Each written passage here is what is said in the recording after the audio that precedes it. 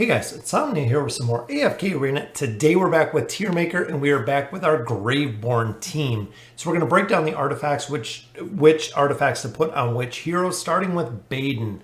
Baden, we did put Carnage on him. He is a hero that takes a considerable amount of damage, so we know he is going to drop below 50% health very, very quickly, allowing him to boost his haste and his life leech early in the battle, because again, he's a hero that definitely needs a rework, but he takes a ton of damage. Followed by the Chaos Bringer. Chaos Bringer again, the life leech ability and the haste on him, very, very strong to try to keep him alive. Followed by the Eye, which again, with the haste and the call allows him to ult. When he ults, he brings up larger minions, so he actually is a summon hero, so he'll have more minions on the battlefield, which is very, very powerful with how he is built. Next hero we look at is Isolde. Isolde goes straight for the Chaos Bringer. Even with the introduction of the Carnage, most of the time Isolde can heal himself, usually doesn't run front line, so overall going to be a much stronger artifact with the scaling ability in Isolde, followed again by the Carnage, and then of course the Chalice of Vitality for survivability. If you have issues with Isolde dying really fast in battles, the Chalice can actually keep him alive with the heal over time that it brings, giving him essentially time to scale. Next one we look at is Nara. Nara is a hero that is of course going to snatch up the target from the opposite side, meaning the Chaos Bringer is going to be very, very good. Carnage you might use, but again, she has to drop below 50% to trigger the effects, and hopefully with her shielding ability, you're not going to get her that low, making the Chaos Bringer the best artifact for her. Followed by the Eye, of course, for the haste and also the critical hit damage if you have it maxed out to 5 stars. And then the Blade is the final one for the scaling ability of the attack rating over time. Next one we look at, Isabella, brand new Warden artifact. Go ahead and drop it on her. As we know, Isabella's ultimate ability sucks. Nobody wants to use it. Most battles, people don't even want to cast it because her Void Lightning or Void Barrage does a lot more damage than what her ultimate ability does, meaning that you don't want to worry about her energy regeneration using the mage-specific artifact on here. Same reason why we have the Eye as number 2. You want the casting, you want the haste, you want the crit. You do not care about her energy regeneration. But the third one, which is the Spellbinder, the mage artifact, does have stats, which comes in handy, followed by the Blade, which will scale over time. Oden and Shimira are very, very similar as we look at the next two. Oden, you want to ult. His energy disintegration that he does with his ult is what you bring him for. So the quicker that you can get him capped out in energy to ult, the better. Followed by the mage artifact, the Warden, just because of the haste. The haste buff that it brings, very, very strong, as well as the Eye in the next shot. Same with Shimira. Shimira is all about the ultimate ability. Putting the mage artifact on her, the Spellbinder, is the very first priority because you want her to ult. She does damage to the entire battlefield, which is very, very strong. So the quicker, again, that you can get her to ult, her damage over time will start with the ultimate ability, followed by, again, the Warden artifact. Warden artifact, it has a slower build-up. It can do a little bit more damage. But if the battles are shorter, both with Oden and Shimira, if they are relatively shorter battles, I'm talking 20, 30, maybe even 45 seconds, you'll see a lot more utility out of the Spellbinder totem than you will the Warden. If the battle goes probably into the 30, 45 seconds, if not longer, the Warden will outperform the Spellbinder over time. It just takes a lot more time to get that built up, but most of the battles very rarely last that long, followed by the Eye for both of them. And then, of course, the Call is on both of them as well, just again because of the nature of their ultimate abilities and also the damage that it does. So those are two heroes you want to ult, where Isabella you do not want to ult.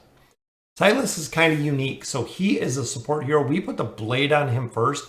3 of the 4 abilities he possesses heals targets, but the heal is based on attack rating. That's really the big thing to remember. A lot of players run either the Blade or the Drape are the 2 big priorities. The Drape does provide the health recovery bonus percentage, but the Blade will allow his heals to get stronger and stronger as the battle continues, as the Blade itself gets stronger, which is the reason I prioritize the Blade on Silas first, followed by the Tidebearer. Tidebearer is going to be the energy regeneration, allowing him to essentially go ahead and make a target immune when he does his ultimate ability, giving them immunity to damage, which is the same reason we have the call on here.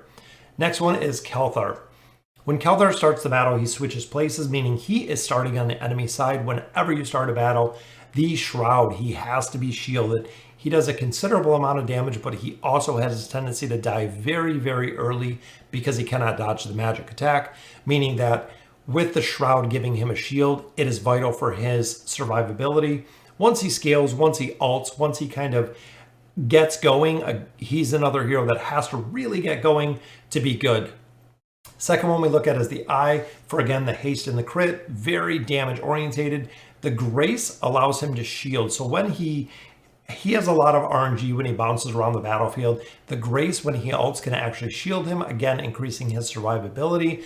And then the Blade just for straight up damage over time. Theowin, a little bit different of a setup. Theowin is the Eye. Big thing with her is she has an ability which makes her untargetable, meaning that she doesn't really need the shield so much as long as you can get your, I think it's spectral disruption maybe, but there's an ability that she goes actually like latches onto a hero and she cannot be targeted, meaning we want damage on her. Also with the call, energy regeneration, that way she can use the ability and actually do a lot of damage with the heroes overall. And then the Shroud is the last one due to the shield and the burst damage. Same with Pharrell. So Pharrell, we start with the Eye. Again, the critical damage and the haste are the really two big things. Pharrell is not a burst hero. Pharrell requires to get his spirits up on targets to be really, really effective, meaning that the Shroud is not going to benefit him as much because, again, he doesn't have a huge damage output. He is more concerned with the energy disintegration and getting his spirits up on targets, which brings the Blade in at number 2 and then the Shroud in at number 3. Grez being the first tank we're looking at, very unique because he is really based on, again, getting the minions summoned.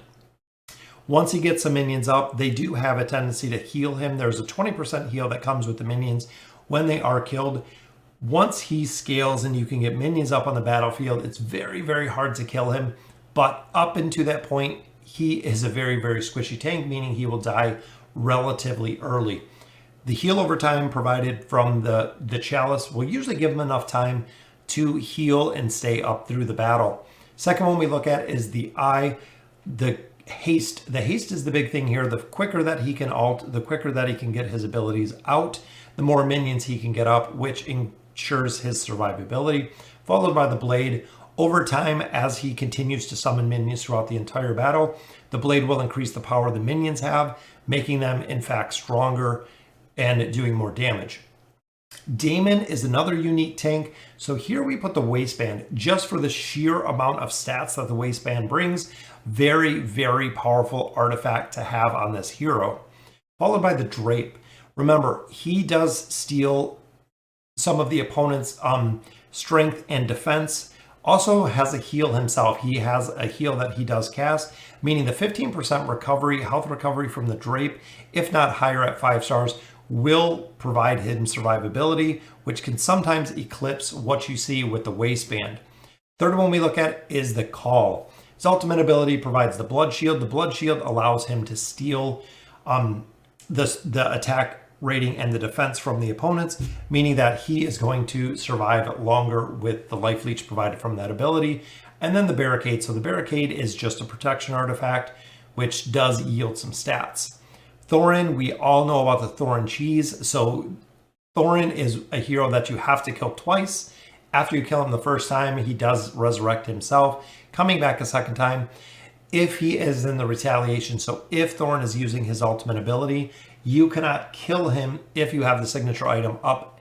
Just unlocked will do the survivability once. If you have a plus 30 signature item, he will have to be killed twice. If he is ulting, you cannot kill him. Very, very strong. Followed by the Waistband for the protection, Vitality from the Chalice, and then of course the Barricade is the final one. And then Thorin, another unique tank. We do start him off with the Waistband. Again, the sheer stats. He is a hero if he scales if he gets his bone whip up, he will survive. He gets a ton of life leech out of there, and the mitigation that comes from this artifact is very, very strong, followed by the Chalice of Vitality for the healing ability, the heal over time it brings. He's another hero similar to Isolde. He does have to scale to be super, super effective. And the final one we have is the Blade. If you can get him to scale, if you can get him to live, the Blade will increase the damage he is doing, which in turn, because of Life Leech, he will heal for more and more throughout the entire battle with the damage that he is getting from the Blade. So guys, that'll do it for the Graveborn team. Very, very cool. We have one faction left, which will be our Mauler team. But looking at the priorities of the heroes, it always changes when new artifacts are coming up. That's why we have Carnage in here and the Warden artifact for the mages. Make sure you're equipping your heroes with the priority artifacts that you see here. Let me know in the comments what you guys think. And as always, thank you for watching.